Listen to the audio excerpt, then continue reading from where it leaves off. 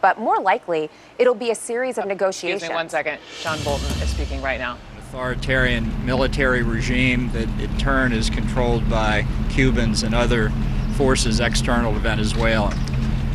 This is obviously a very serious situation. The president has been monitoring it minute by minute throughout the day, as have his advisors.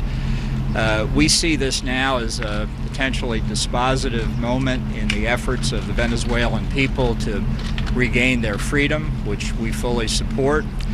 There have been a lot of speculation, comment in the media about what's happening in Venezuela. We think it's still very important for key figures in the regime who have been talking to the opposition over these last 3 months to make good on their commitments to achieve the peaceful transfer of power from the Maduro clique to interim President Juan Guaido.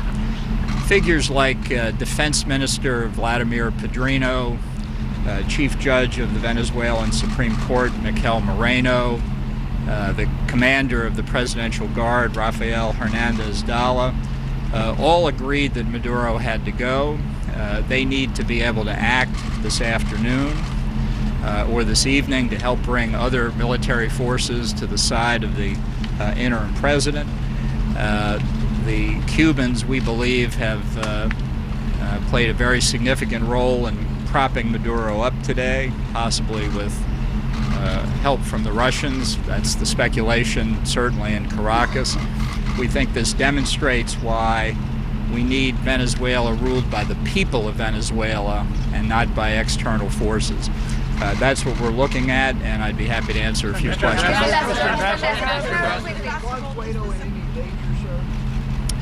Well, Juan Guaido is out on the streets of Caracas now. He's rallying the people. He's called for the people to come out, and they are increasingly on the streets. As I think many of you know, there were mass demonstrations planned for tomorrow. The circumstances of what's happened today in Caracas have called people out all over the country. So Guaido is behaving in the same courageous way he and other figures in the opposition have these last 3 months. We know that over 40 people have been killed by the Maduro regime in the course of these protests.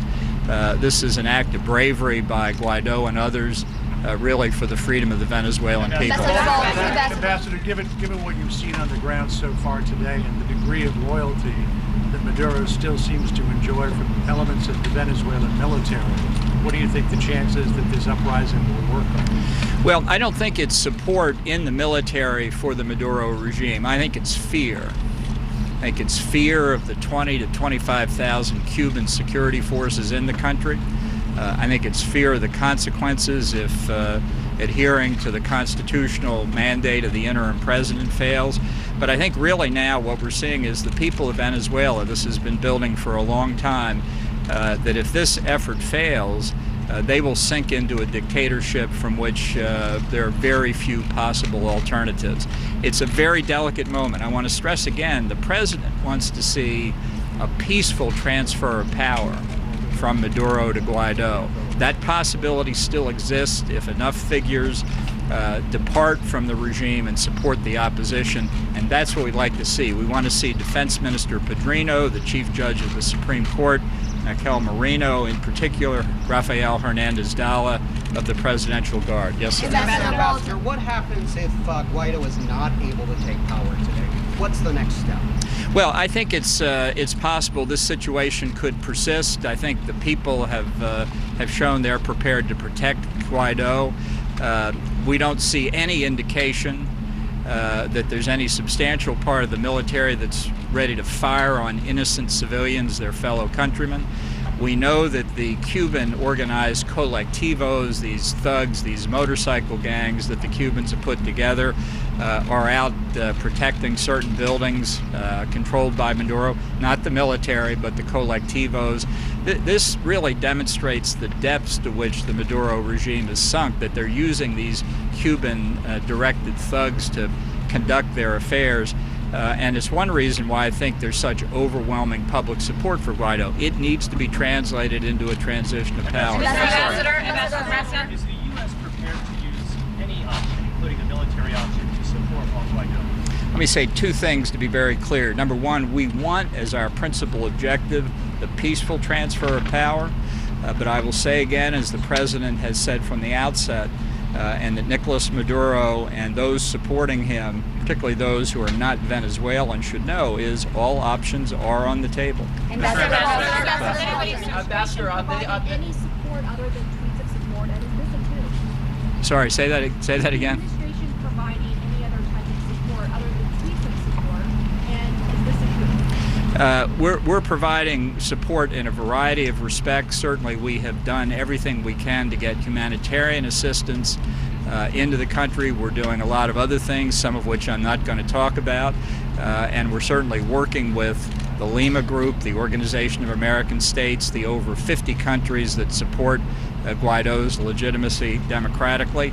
And let me answer the last part of your question. This is clearly not a coup. We recognize Juan Guaido as the legitimate interim president of Venezuela. And just as it's not a coup when the President of the United States gives an order to the Department of Defense, it's not a coup for Juan Guaido to try and take command of the Venezuelan military. Sir. Ambassador, you said all options are on the table still for military action. And I wanted to ask you about a different military action that you did advocate, the Iraq War. Was that a mistake, invading Iraq? As I've said before, I've got a lot of opinions I've expressed over many years in the public space. Those were my opinions. What I'm speaking about now is the policy of the U.S. government, and I've answered the question on force before.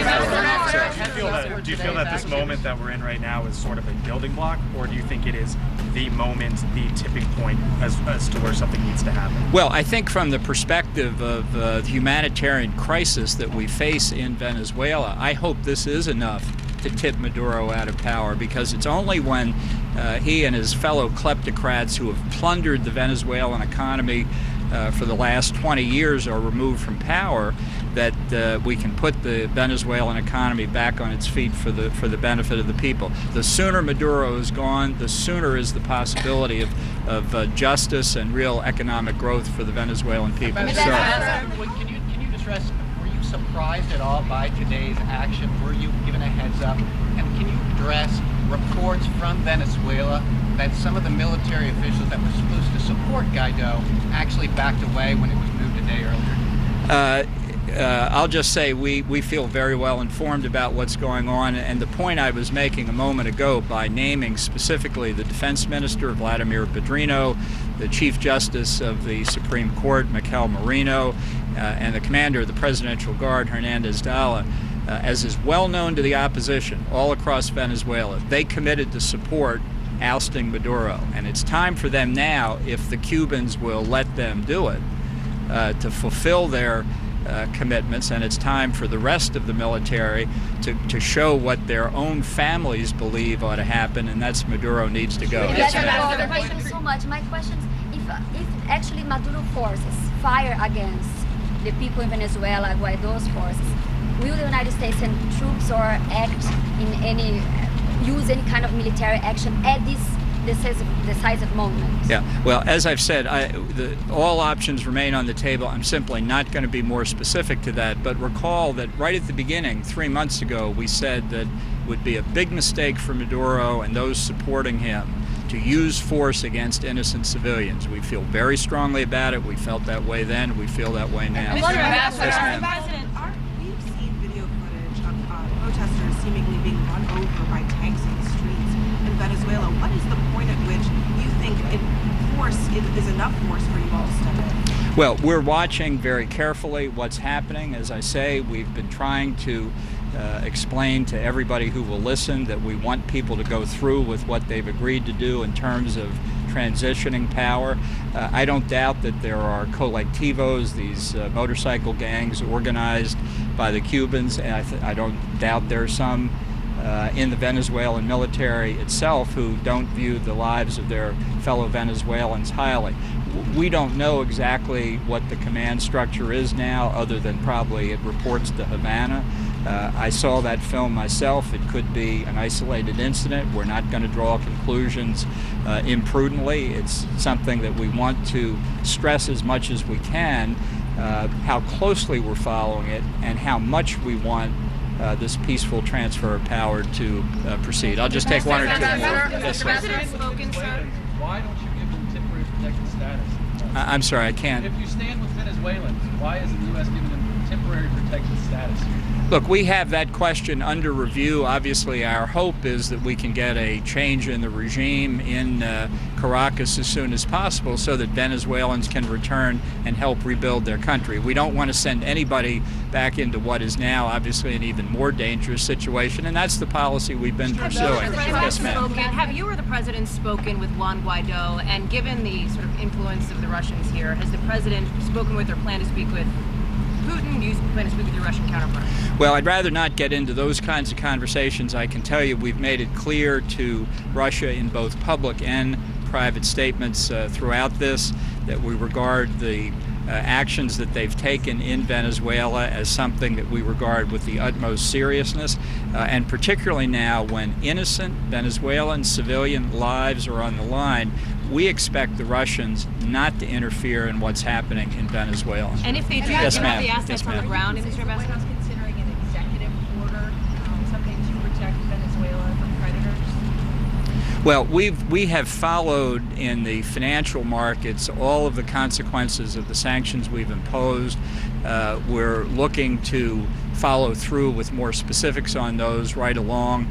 And so there are a number of steps that are in preparation. I should also say that we have been planning for what we call the day after Maduro, for quite some time, and indeed we're thinking of having a briefing on Thursday or Friday of this week. I think we may speed that up, but we wanted to point out that it's been very much on our mind that we can provide a lot of assistance to the Guaido government when it assumes power to try and get the Venezuelan economy out of the ditch that Maduro has put it in. Those plans, obviously, we're moving ahead on, trying to refine them here in these recent days because things might move quickly. Let me just take one more question. Yes, ma'am. Administration to labeling the Muslim Brotherhood a terrorist organization? It's not a question about Venezuela. I'll take one Venezuela question. Yes, sir. Let's say this works. Guaido takes power. Everything is as the administration would like. Will the administration turn its attention to other equally oppressive regimes, say Russia, Turkey, the Philippines, that are repressive and destructive to human rights?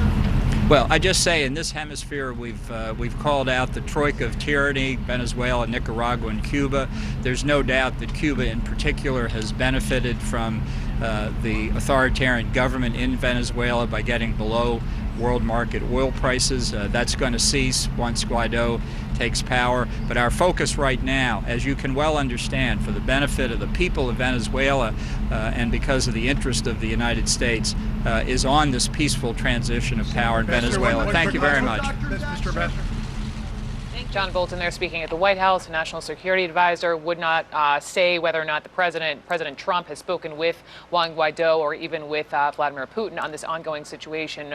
Thousands and thousands of protesters in the streets of the capital city of Venezuela, in Caracas. Let's get some analysis on what's going on and what we just heard